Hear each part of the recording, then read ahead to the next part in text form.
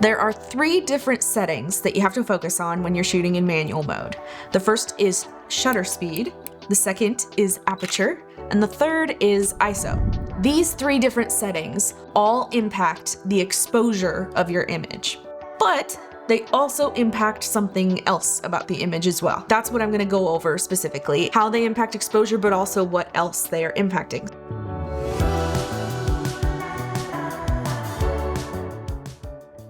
Shutter speed, for example, the higher your number is, the darker the image is gonna be, and the lower you bring that number, the brighter it's gonna be. What else does it impact? The speed at which the photo is being taken. So you'll notice on the camera where your shutter speed is. Let's say here, I've got it at 1/200, let's say.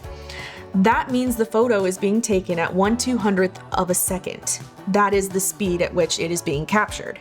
So if you're filming something that is a fast-moving, fast-paced type thing, like a first dance, well, maybe not a first dance, those actually can be quite slow. Let's say somebody's doing a salsa dance or something with a lot of movement. You're gonna wanna make sure that your shutter speed is much higher. Unless you are going for a blurry look, which that could be an artistic choice. But if you're wanting to capture the moment clearly and without any motion blur or anything, you're gonna wanna make sure your shutter speed is up at a much higher number. It will impact the brightness, of course. It'll make it a much darker image the higher you go, but that's where we mess around with the other settings to try to compensate. It's all about balance and that sort of thing. Aperture, on the other hand, does not affect the speed at which a photo is taken. It affects the depth of field. And what does that mean?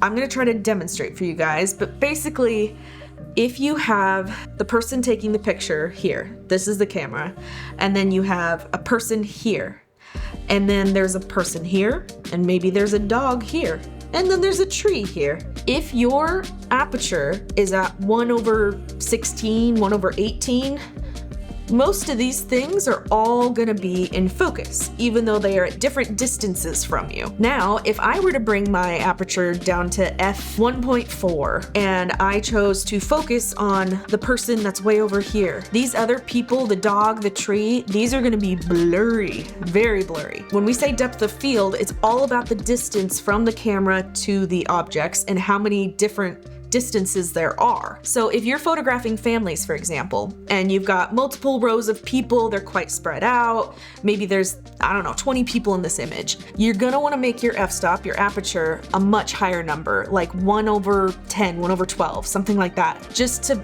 make sure you've got everybody in focus. A good general rule of thumb is to think about the number of people in the image and then make that match your aperture number. So if there are 3 people in an image, I like to make sure I'm shooting at f3 at least.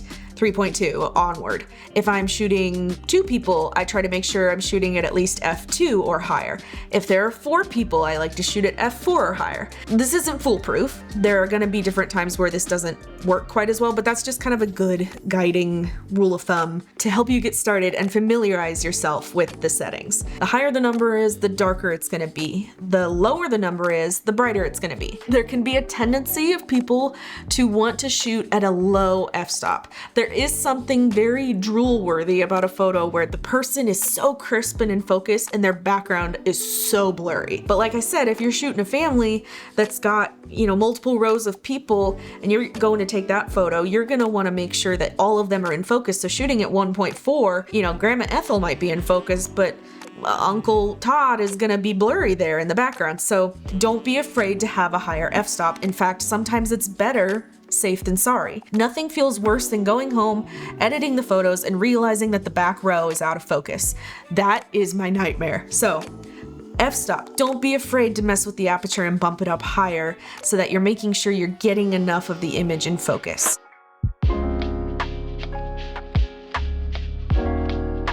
Our third setting that we mess with in manual mode is ISO. ISO is a little different than the other two in the sense that it doesn't affect the speed at which the photo is being taken. It doesn't affect the depth of field. Its primary function is about exposure.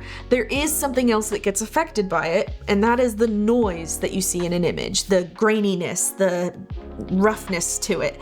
You will know a photo has been taken at a high ISO just by looking at it. You can look at it and go, oh, someone really did not have a flash unit and needed to brighten their image and they chose to go really high with the ISO. ISO is last resort, at least for me, and I think most people would agree with this, that you should set your aperture and your shutter speed, and ISO should be the last thing you adjust. Let's say you've got your shutter speed and you've got your aperture at the numbers you need them to be at. Say it's a slightly darker room, so you need more light in your image, you don't have a flash unit with you. You've got these as low as you can to make the image brighter, but you can't go any lower unless you want to mess up the image. So then if you need the image to be brighter still, what do? You bump up your ISO. I personally try not to go above 2500, 3200, depending on the situation. Sometimes it's better to bump it up and get the image than to be like, I can't go higher than that, and I guess I just don't get that photo. It's like you gotta kind of pick and choose your battles, and it's all about balance and figuring out when to do what. Practice is what will really help you get good at this stuff. Just familiarizing yourself with it. Repetition, just keep going. Don't give up. Just keep practicing, keep putting yourself in positions where you are getting to shoot a lot and always in manual, and get yourself to just, it becomes second nature. You know, oh, I need to take a group shot really quick, bump up the f-stop. Ooh, it's really dark in here and I have these settings as low as I can. Okay, bump up the ISO. Just repetition is gonna be so helpful. The higher your ISO number is, the more noise is introduced into a photo and the more artificial the photo becomes, really. One thing to note is there are some people who really love to have a grainy kind of look to their photos. I know the higher your ISO is, the more grainy it can look, which technically it's actually a different thing. Noise and grain are different things, and noise is what's being affected primarily by ISO. But if you like the way it looks, don't worry about achieving that in camera. That is something you can easily add in and post. So if you're somebody that likes a more filmic look, don't worry about like, well, I could just bump my ISO and get more of a grainy look. No. Don't, stop it. Don't do that. Apply it in post. Always have your ISO as low as you possibly can in each situation. 3 settings. Let's recap. Shutter speed, aperture, ISO.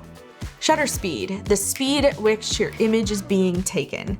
The lower the number, the brighter it is. The higher the number, the darker it is. But that low number is gonna make for a blurrier image. The higher number is gonna be more sharp, more clear.